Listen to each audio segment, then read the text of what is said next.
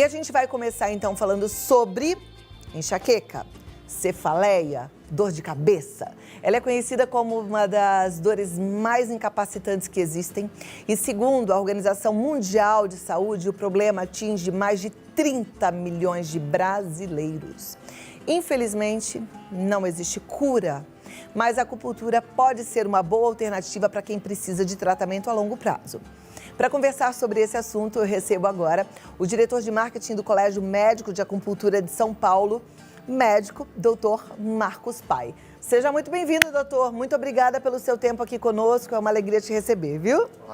Te convido para sentar aqui do meu lado. Perfeito. Para a gente falar sobre esse assunto. Enxaqueca, então não tem cura? Infelizmente, que nem você mesmo disse, né? Enxaqueca é uma doença complexa, tá? Uma doença geralmente crônica, não tem cura, mas tem tratamento, tá? Tem muitas possibilidades de tratamento que variam desde coisas farmacológicas, ou seja, com remédios modernos pela boca, injetável, e também tratamentos não farmacológicos, como exercícios, alimentação e também acupuntura. Maravilha. Eu entendo que para a gente descobrir o melhor tratamento para qualquer tipo de doença, é importante a gente entender a doença, né? Entender como é que essa doença surge. Por que as pessoas têm enxaqueca? Tem uma causa principal ou tem várias causas? A gente não sabe a resposta direito até hoje, tá? É muito comum de receber pessoas que sofrem de enxaqueca, já investigaram com um monte de neurologista, fizeram um monte de exame e geralmente dá tudo normal. A gente acha que a enxaqueca tem primeiro um fator genético, né? Geralmente quem tem mãe, avó ou pai que já teve enxaqueca tem chances maiores, tá? A gente vê que é uma doença que é mais comum em mulheres jovens, então já pode surgir na infância, adolescência e persistir. E acaba sendo aquelas dores crônicas, recorrentes e que podem ser diárias e muitas vezes incapacitantes. A acupuntura, que é o nosso tema principal hoje, ela vem da medicina oriental, da medicina chinesa, né? E aí eu tenho uma curiosidade, será que lá os orientais, aqueles que praticam a meditação, que têm um estilo de vida mais zen, mais tranquilo, eles também têm enxaquecas? E com certeza. É. Infelizmente, enxaqueca acaba sendo essa questão, né? É difícil de diagnosticar, tá? E muitas vezes o tratamento também é demorado. E mesmo lá na Ásia, a gente vê que a incidência, né? Ou seja, a taxa de pessoas que sofrem de enxaqueca é mais ou menos parecida com daqui, tá? Então não deve ter tanta relação com o estresse, com a vida agitada, quanto a gente imagina, né? Ou eu estou errada? Acaba sendo um gatilho, tá? A gente vê que muitas vezes a gente não acha realmente a causa, a gente vê que alguns alimentos, situações de estresse podem contribuir, pode piorar, tá? Mas que não são necessariamente a causa. Então, por isso mesmo, acompanhamento. Porque a enxaqueca é um tipo de cefaleia. A gente tem mais de 100 tipos de cefaleias, ou seja, mais de 100 tipos de dor de cabeça. Só que a enxaqueca é um pouco diferente porque ela não dá só sintoma na cabeça. A pessoa pode sofrer de náusea, vômito, cansaço, insônia, depressão, ou seja, uma doença complexa que pode pegar vários sistemas, vários órgãos do corpo ao mesmo tempo. E aí, se as causas são tão diferentes, a forma de tratar também deve ser diferente ou não? Com certeza, né? Então, por isso a gente sempre vê um tratamento, o que serviu para uma pessoa não necessariamente serve para outra. A gente vê que tem alguns remédios, por exemplo, a gente usa muito beta-bloqueador, que é um tipo de remédio para tentar espaçar a crise de enxaqueca, para tentar fazer que a pessoa não tenha tantos episódios. Pode funcionar para algumas pessoas, mas para outras é que nem água, não faz nenhum efeito, a gente tem que partir para remédios mais potentes. Para alguns pacientes, por exemplo, a acupuntura ajuda, consegue diminuir muito as crises de dor, ou seja, tem um efeito abortivo para tirar a pessoa da crise de dor, e para outras pessoas a gente usa muito para tentar espaçar, ou seja, quem tem 10 episódios de dor por mês, começa a ter 4, começa a ter 5. Então, ou seja, consegue trabalhar, consegue ter melhor qualidade de vida, né? Não atrapalha tanto a rotina, não atrapalha tanto o relacionamento da pessoa. Agora, para fazer um tratamento abortivo para enxaqueca com a acupuntura não deve ser fácil, né? Porque a gente precisa, na hora da dor, ir rápido para o acupunturista e nem sempre ele tem a disponibilidade de atender naquela hora. Ou a gente consegue fazer um tratamento de acupuntura para aborto da dor de outra forma? A gente usa, então, o que acontece? Muitas vezes, quando a pessoa vai sofrer de enxaqueca, a pessoa sabe, né? Começa a sentir alteração visual, começa a sentir uma certa tontura, alteração até no paladar, tá? Começa a ficar com a imagem da vista um pouco borrada, aquela famosa aura. Então, nesses casos, a gente sempre pede para o paciente, se possível, já procurar ajuda, já começar a tomar o remédio e, se tiver acesso, conseguir facilidade, procurar o seu médico especialista em acupuntura para já tentar fazer o tratamento. Tá? Tem vários tipos de acupuntura, né, doutor? Eu já vi acupuntura com agulhas, a gente está vendo algumas imagens, acupuntura com um cravinho, eu não sei se é cravo, umas bolinhas que as pessoas colocam na orelha, já vi com aquelas ventosas, isso tudo é acupuntura? Isso, a acupuntura é um sistema de tratamento que veio da medicina tradicional chinesa. Então, vários mil anos, vários milênios atrás, os chineses já falavam que para você ter uma saúde, para você prevenir doenças e tratar doenças, você precisa não só de um estilo de vida saudável, mas como alimentação, exercício, usavam algumas ervas, aquela famosa fitoterapia chinesa, e daí também foi se surgindo a acupuntura, tá? Para tentar também tratar e prevenir algumas patologias. E tudo isso é acupuntura. A gente está vendo agora as ventosas, na TV, a gente viu a chama auriculoterapia? Isso, auriculoterapia. Isso tudo é considerado acupuntura? Isso. São formas possíveis de tratamento. A gente tem a acupuntura, aquela clássica que todo mundo já conhece, com agulha, tá? Que a gente usa agulhas bem finas, tem uma espessura de fio de cabelo, tá bom? De 0,25, 0,20 milímetros, ou seja, se a gente pegar uma agulha de injeção, eu consigo pôr quase 10 agulhinhas de acupuntura dentro dela, tá? E é por isso que ela é praticamente indolor, né? É aflitivo, a gente vê, eu sinto aflição quando eu olho, mas quando eu recebo um tratamento de acupuntura, eu praticamente não sinto nada, porque as agulhas são bem fininhas mesmo, então a gente não percebe. A maioria dos pontos é para ser praticamente indolor. Alguns pontos são próximos de terminações nervosas livres, então dá um pequeno choquinho, tá? Mas continuando realmente, a gente vê que a ventosa, laser, a auriculoterapia, que a gente usa pequenos grãos de mostarda, tá? Tem o objetivo de estimular alguns nervinhos no ouvido e promover uma certa neuromodulação, ou seja, liberar neurotransmissores no organismo para ver se tem um efeito analgésico, relaxante muscular e talvez até anti-inflamatório. A junção de medicamento, anti-inflamatórios, remédios abortivos, com a acupuntura não são prejudiciais? A gente pode fazer uso dos dois tratamentos? Com certeza, é isso que a gente tenta abordar. A gente vê que a maioria dos casos a gente tem um tratamento com mais sucesso quando a gente mistura técnicas preventivas e abortivas, tá? Depende muito dos sintomas e do diagnóstico da pessoa. Tem gente que tem enxaqueca uma vez por mês, tem gente que tem só no período menstrual, e tem gente que acaba tendo 15, 20 dias ao mês e acaba sendo mais incapacitante. Então, talvez para esses casos mais graves, que a dor é mais intensa, que piora com barulho, que piora com a luz, que a pessoa tem que ficar, digamos, acamada mesmo, a gente mistura um pouco de remédio, tá? Aí depende da evolução, depende da resposta. A gente vê que, geralmente, a gente faz 2 a 3 meses de tratamento com acupuntura, a gente espera pelo menos uma redução de 10% a 30% da intensidade da dor e da frequência das crises que a pessoa sente. Maravilha. Doutor, eu vou abrir para as perguntas. Você que está em casa pode mandar sua dúvida no 11 9 50 45 18 40. Pode perguntar para o doutor Marcos Pai, que ele vai responder, vai te ajudar com a questão aí em relação à sua dor de cabeça, tá bom? E eu vou te pedir 2 minutinhos e volto já. Claro. Tá? Quem tá ali é o Paulinho. Paulinho tem enxaqueca, que eu sei, né? Tem alguma dúvida, Paulinho? Quer perguntar alguma coisa pro médico? Na verdade, por exemplo, assim, se a gente fazendo, ele diz que não tem cura, mas o poder da acupuntura é para amenizar veementemente ou de repente a gente vai continuar tendo? Aí depende. Tem casos mais leves que muitas vezes a gente consegue fazer a pessoa até diminuir ou parar o uso de remédios, porque tem muita gente que toma remédio de enxaqueca que tem efeito adverso. Alguns medicamentos de enxaqueca acabam tendo ganho de peso, ganho de apetite, inchaço, ou a pessoa fica com mais alteração da concentração. Então, tem muitas pessoas que querem parar com o uso de remédio. Aí sim a gente pode introduzir a acupuntura para tirar ou até mesmo para resolver. A gente chega a ver vários casos de sucesso mesmo, que a pessoa até esquece da enxaqueca, ou quando tem episódio é muito mais leve, dá para segurar sem remédio. Olha que para terminar, Cláudio, quanto tempo a gente tem que fazer de acupuntura para ter essa melhora sensível? A gente vê que na prática clínica e pelos estudos é pelo menos 3 meses de tratamento, só que tentando fazer, se possível, 2 vezes por semana numa fase inicial. 3 meses, 2 vezes por semana. Daqui a pouco eu volto, porque aí tem mais. Você viu que o Paulinho perguntou, né? E você tem a sua dúvida, pergunta também. Ensinando a gente a lidar com as dores de cabeça.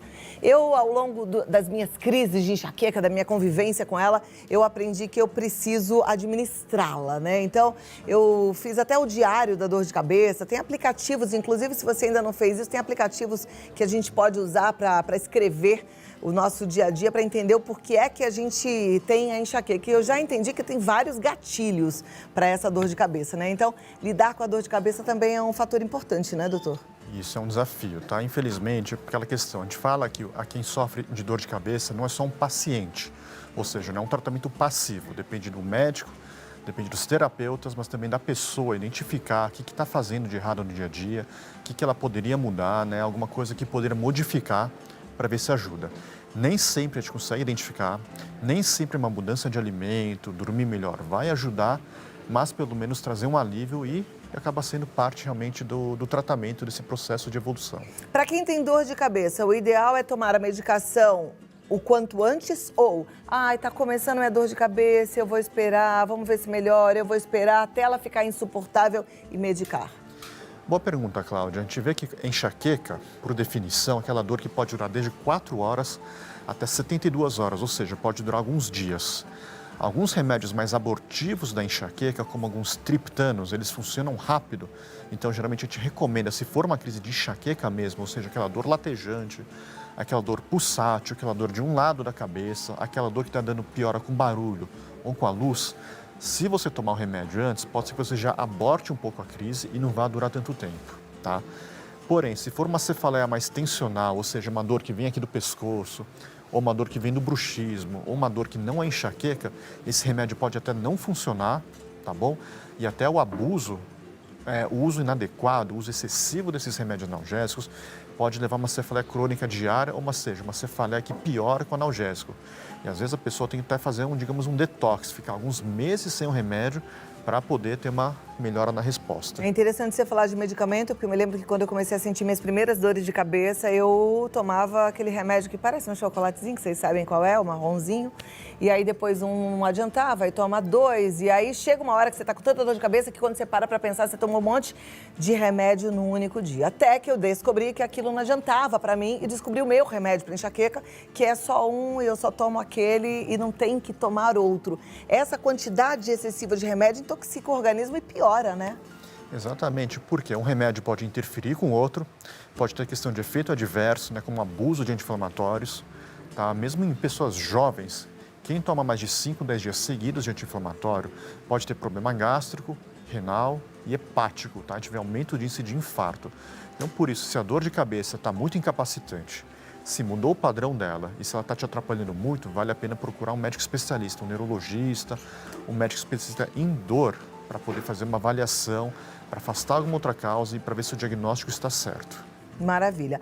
Agora as perguntas já estão praticamente organizadas, mas a produção me pediu mais 2 minutinhos, então daqui a 2 minutos a gente vai tê-las na tela e aí você responde, tá bom? Claro. Continuo com o doutor Marcos Paia, acupunturista, nos ensinando a lidar com a dor de cabeça e entendendo aí como é que a acupuntura pode nos ajudar nos processos de crise. Mas quero chamar a sua atenção agora para um outro assunto, mulheres que estão querendo ficar com a autoestima elevada. Esse verão tá quente, tá gostoso, talvez você esteja aí super chateada porque não consegue botar um short, porque fica com vergonha. Porque tem celulite. Ô, menina, que coisa. Bom, primeiro é que você tem que se preocupar é com você mesma, com quanto você se gosta na frente do espelho ou não. Os outros, deixa pra lá, esse é problema deles, tá bom? Doutor, já na tela a gente já vai ter as perguntas, viu? Pode colocar a primeira pergunta, produção, pra gente acompanhar. É da Liane, do Rio de Janeiro. Como diferenciar a enxaqueca da dor de cabeça causada pela sinusite? E aí ela já faz a outra pergunta. A acupuntura pode ajudar? Então, a gente tem, como tinha comentado, a gente tem centenas de tipos de dores de cabeça, enxaqueca é uma delas, né? A sinusite também. A sinusite a gente diferencia geralmente pelo local dos sintomas. Geralmente se localiza bem aqui acima dos olhos ou então logo aqui nesses seios da maxila, tá? Acaba sendo uma dor que muitas vezes pode causar até um bloqueio respiratório, né? De sentir o nariz entupido. É uma dor um pouco mais de impressão na frente, tá? Enquanto a enxaqueca geralmente pega um lado da cabeça. Geralmente a enxaqueca é pulsátil, ou seja, latejante, ela vai e volta. E a sinusite tem de ser mais uma pressão interna, que às vezes até atrapalha um pouco a vista, atrapalha um pouco a audição e atrapalha um pouco a questão de sentir cheiro. Tá? Então, nesses casos, tem que ver se a sinusite for persistente, se tiver por vários dias, o tratamento é diferente. Geralmente, a gente usa analgésico, a gente não usa remédios específicos da enxaqueca, a gente pode ser que até trate com antibióticos, tá bom? Dependendo se está infectado ou não.